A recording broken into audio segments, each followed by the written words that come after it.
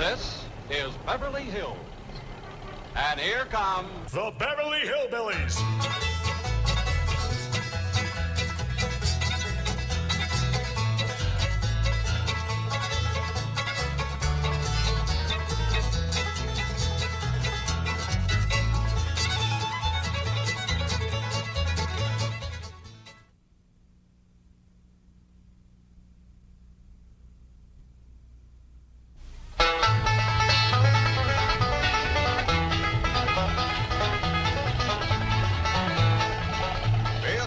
Let's find that house we bought.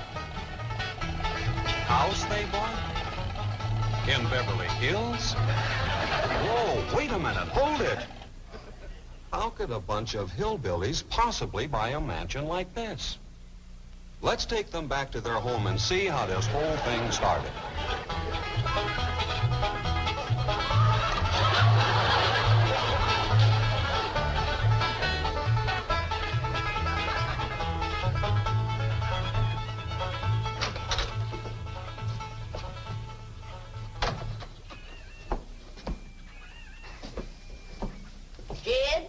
You gotta do something about that young'un of yourn. How'd that happen? Fighting with a bobcat. Get hurt? I reckon so. It went limping off on 3 legs. I swear I don't know what I'm gonna do about that girl. Well, the first thing to do is to get her into a dress. She's getting too big to be wearing man's duds. Looky here. She's done popped the buttons off of her shirt again. Well, Ellie Mae carries herself proud, with her shoulders throwed back. It ain't her shoulders that's popping these buttons. Fully growed up, rounded out, female woman. Time she started acting like one. Well, one of these days, some boy will come along and start courting her. They came courting when she was 12. What did she do? She whopped the tar out of them. Well, it ain't fitting. Girl running around as wild as a cougar, wrestling, fighting, and hunting. She ought to be doing woman's work. Helping me with the steel. Well, I'll speak to her. Oh, that reminds me. Better go down and stomp out the fire under that mess. Hold on now, Granny. You ain't gonna stomp out no fire like that, are you? Huh? Oh, of course not. Don't want to burn my shoes. Huh? Granny! Somebody open the door! Howdy, Pa. What you got there? Stranger? Where'd you get him? I dinged him with a rock. Sure. He was skulking around down by the slough. Figured he might be a revenue. He ain't no revenue. Then can I keep him? Of course not. Well, I caught him. Don't matter. Well, he won't be no trouble. I could keep him out in the smokehouse. Ellie Mae, you can't keep people like they were dogs and cats. Ooh! Ooh! Ooh! Ow! Ooh, that's hard!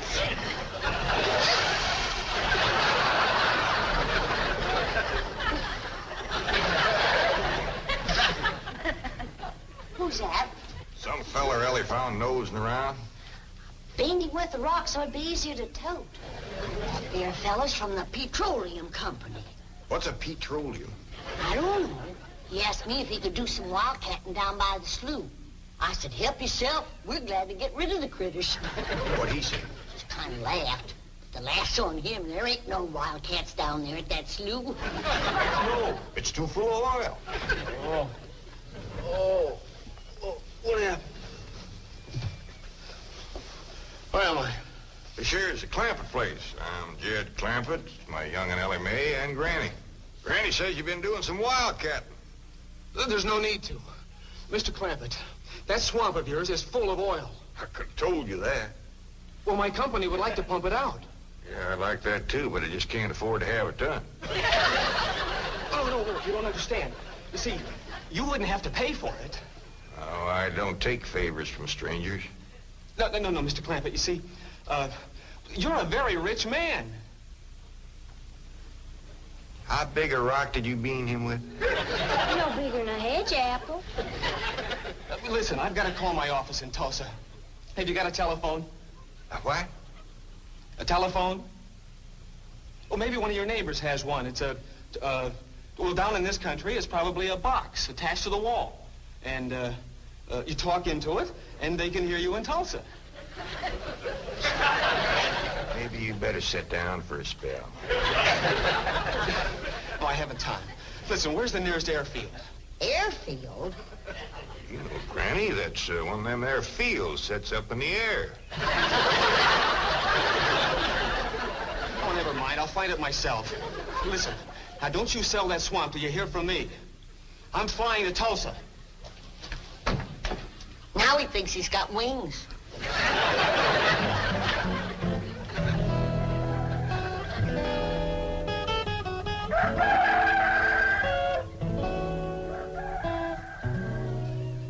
Morning, Granny.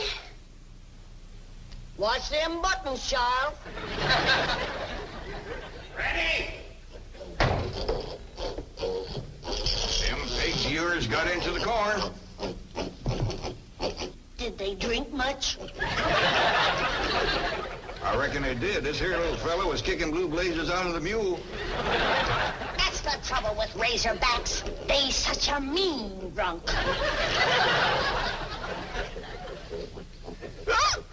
Yeah, this wouldn't happen if you'd stay in the house where you belong.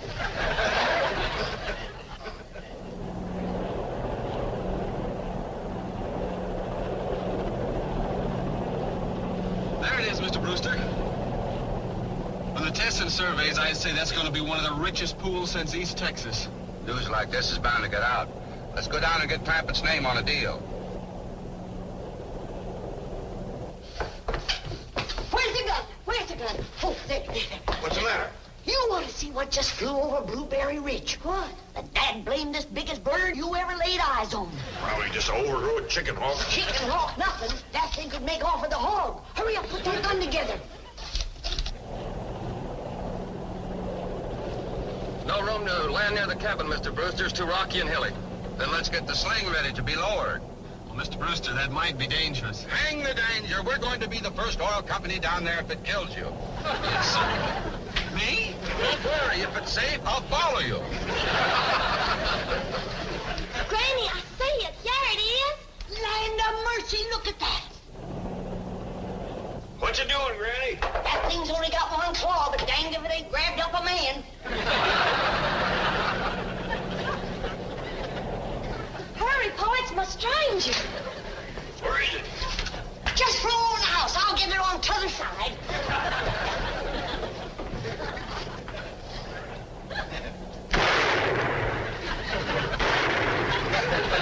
You kill it, Granny? No, but I made it drop that stranger.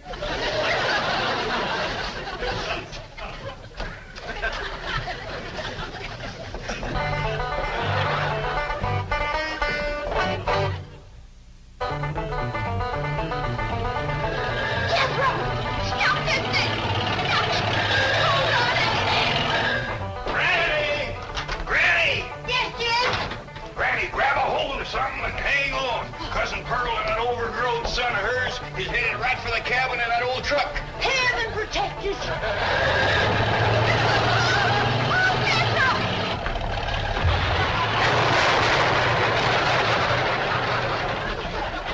Did they hit us, kid? No, but I think they sure want the chicken house. Jed, I'm sure sorry about the chicken house, but nobody got hurt. Jethro, I told you to get rid of them worn-out brakes. I did, Ma. That's how come we ain't got none. Get on out and lift the chicken house back on its foundation. Jed? Yeah. Jed, Ellie Mae came running over to my place, and she said you sold the swamp to some oil company. Well, yeah, I guess I did. What did they pay you for it? Well, he ain't paid me nothing yet. That Brewster fella said he'd bring the money later. How much they gonna pay you? Well, he said that depends some on how much oil they could pump out. Well, he must have mentioned some figure. What was it? Now, Pearl, you know that old swamp won't worth shucks. Jed Clampett, you got slicker and you're ashamed to admit it. That's just what I told you. Granny, how much they gonna pay him? All right, I'll tell you. He said it runs somewhere between 25 and 100. 25 and 100? I know it don't sound like much, but Mr. Brewster seemed to set great store by the fact he's going to pay me in some new kind of dollars. There ain't no new kind of dollars. Well, it's new to me. I've heard of gold dollars, silver dollars, paper dollars, but he says he's going to pay me in, what do you call them, Granny? $1 million. Yeah, $1 million? he wrote the whole thing out on this piece of paper. Here, you can see for yourself. I don't know nothing about that kind of stuff. Let's see here now. Thanks in heaven. Granny, give me the jug. It's empty, but I'll fetch some. I'll go, Granny. Jed, you're a millionaire. A millionaire. Yeah, that's what that Brewster fella kept calling me. I didn't know just how to take it. He meant you're rich. Me? The richest man in these hills. Maybe in the whole state. Oh, Jed, you can have anything you want. Do anything you want. Go any place you want. Yeah, that's another thing he kept saying. He said he reckoned I'd be moving away from here soon. What do you think, Pearl? You think I ought to move? Jed, how can you even ask? Look around you. You're 8 miles from your nearest neighbor. You're overrun with skunks, possums, coyotes, bobcats. You use kerosene lamps for light. You cook on a wood stove, summer and winter. You're drinking homemade moonshine, washing with homemade lye soap. And your bathroom is 50 feet from the house, and you ask, should you move? Yeah, I reckon you're right. Man, be a dang fool to leave all this.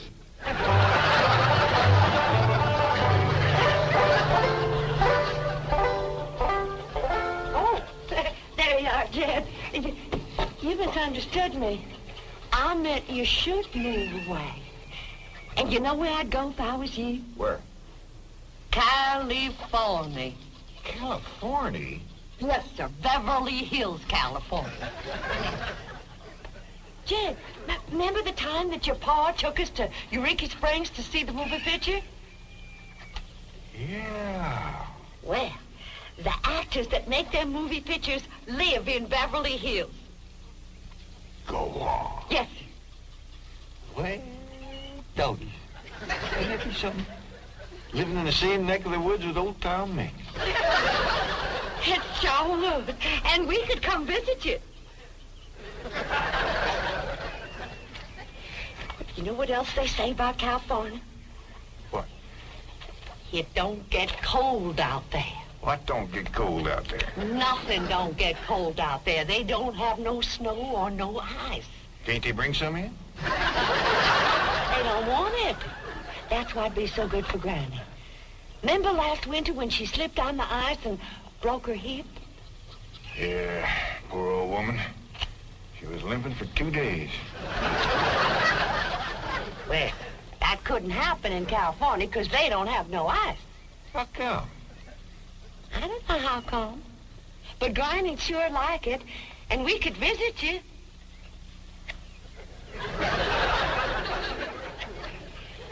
You know what else they say about California? Maybe Jethro'd know how come there's no ice. He's going to school.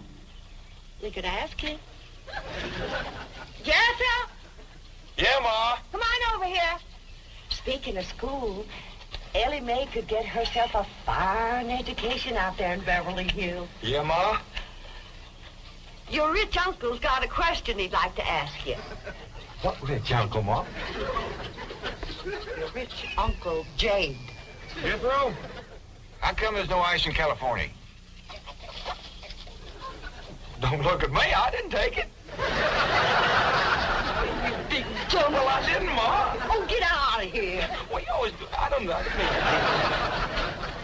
I'm saying, Jed, folks claim California's got it all beat. Why, things grow twice as big out there. Jethro would be a whopper, wouldn't he? he could help you move. He's awful handy at lifting and toting, and he could drive you out in my truck. I tell you what, Pearl. I'm going to have to study on this. When that Brewster feller comes back, I'll ask him what he thinks. Well, your cousin is right about that, Mr. Clampett.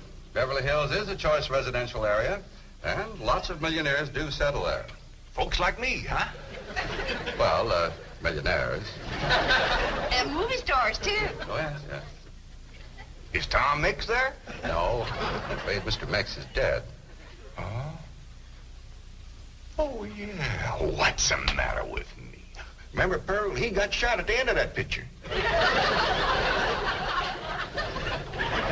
Well, there are plenty other movie stars, and that's where Jed wants to live. Ain't it, Jed? I do like the notion of living in the hills. Never could stand flat country. Mr. Clampett, I think it only fair. That is, well, I think you may have a wrong idea about Beverly Hills. Is that where you live? No, my home is in Tulsa. Well, say, maybe you could get us a place there in your neighborhood. Mr. Clampett, let's not beat around the bush. You will love Beverly Hills. Then that's it. Can you steer Jed onto a good place? No, I can get the bank out there to handle it for him. He'd like a nice big place with plenty of room for his kinfolk to visit him. I would like a nice, roomy place if I could afford it. Oh, Mr. Clampett, with your money, you can afford the Taj Mahal. Okay, I'll take it. Well, no, you see, I was just making a little joke. Oh, well, go right ahead. Well, you see, the Taj Mahal is in India.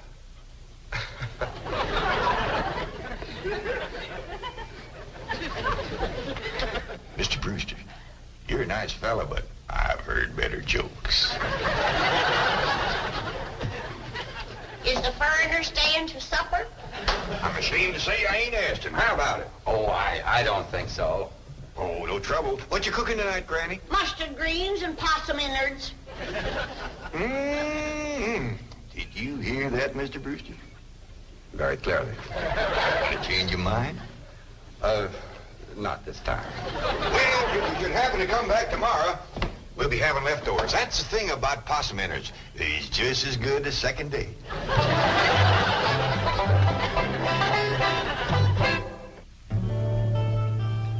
Ellie, if old Duke sits there with you, there ain't gonna be room for Granny.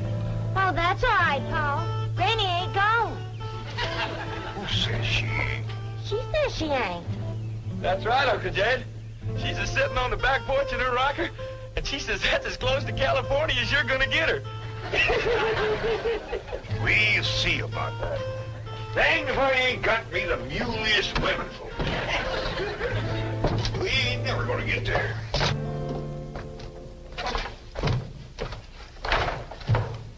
Now, what's all this nonsense about you ain't going to California? Ain't no nonsense to it. If the good Lord had wanted me in California, he'd have put me in California. Maybe he's just getting around to it. The book says he moves in mysterious ways.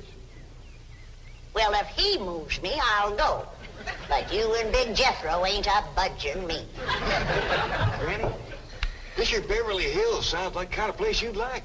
That Brewster fella says they got smogs out there. What's a smog?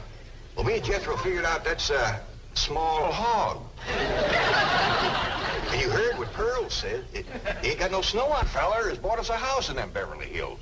He's in our $25 million to look out there. Well, you just chase on out after it. I'm staying right here. And I ain't afeared neither. Granny, I ain't leaving you here alone. And I ain't a budging out of this rocker.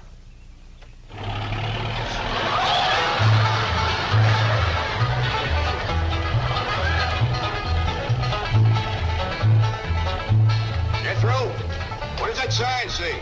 It says Beverly Hills. You said that, Granny? We're there. They call them hills? Why, we got moles that can push up higher ridges than that. Well, leastways, it's hills. We'll be among our kind of folks.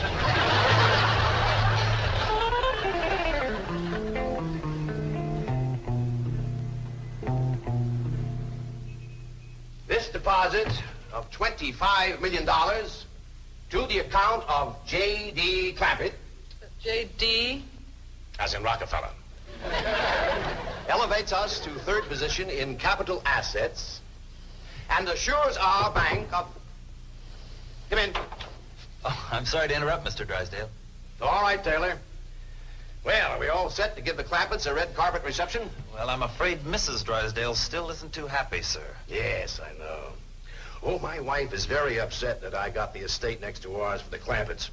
Says I don't even know what kind of people they are. Do you? I know to the dollar what kind of people they are. They're my kind of people. Loaded. Taylor, have the gardeners got the grounds in order? Yes, sir. But I'm afraid that's another thing your wife was upset about. Oh? Well, you see, your gardeners have been working on their lawn all week. Why, they've mowed it, trimmed it, fed it, clipped it. I don't care if they lather it and shave it. This is the most beautiful mansion in Beverly Hills. I want every square inch of ground within those walls in apple pie... Oh. Yes? Oh, hello, Margaret. No, dear, I'm very What? Oh, good heavens, did you call the police? I'll be right there. What happened? The Clampett estate is being invaded by a band of outlaws. Invaded? Yes, they're holding the gardeners at gunpoint.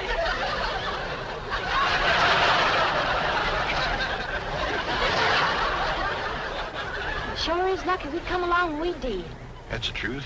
The way they were slipping through that gate, another 5 minutes and that whole darn prison would have been empty. Jethro, you sure that's a prison? Yeah, Uncle Jed. I seen pictures. Only thing is, how come there ain't no guards on them walls? Probably done them in with them knives and things. These killers if I ever did see any. Fine neighborhood we's moving into. You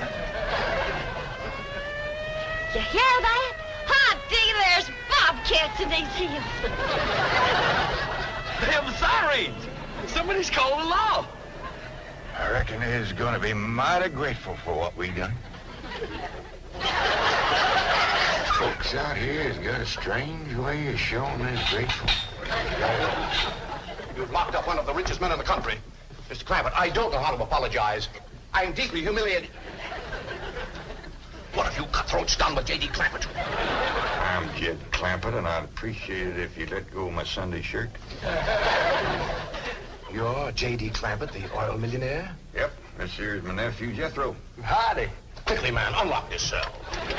Mr. Clampett, on behalf of the entire city of Beverly Hills, I extend our deep and humble apologies for this unfortunate and embarrassing incident. Oh, I'm Milburn Drysdale, president of the Commerce Bank of Beverly Hills. My car is waiting to take you and your family to your new home. We want you to know how happy we are to have you, your handsome nephew, your lovely daughter, and your beautiful mother. Wait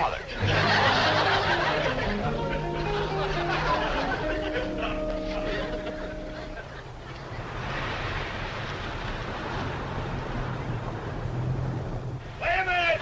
Stop this car! Mr. Drysdale, you tricked us. You just took us out of jail so you could bring us back up here to prison. Head for the hills, everybody! Oh, wait! Come back! It's not a prison, it's your home! Now, wait! Mr. Clampett, listen to me! Wait! Come back! Ready?